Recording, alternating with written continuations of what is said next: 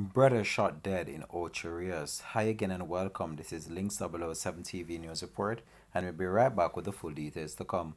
Welcome to Links 007 TV News Report, providing you with the best in local and international news updates. This is a place where you can get the most reliable and informative news information. Links 007 TV News Report.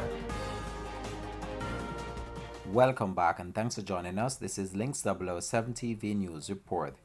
The police are probed in the shooting death of a man along Bull Point Main Road in Ocho, St. Anne on Saturday night.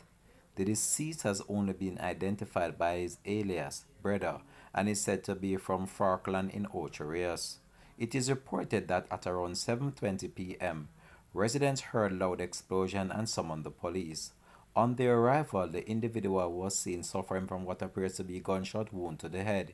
He was transported to hospital where he succumbed to his injuries. Investigators are reportedly following several leads, including whether the murder was gang-related. Links 007 TV will track this story and provide more information to come on this. Thanks for watching.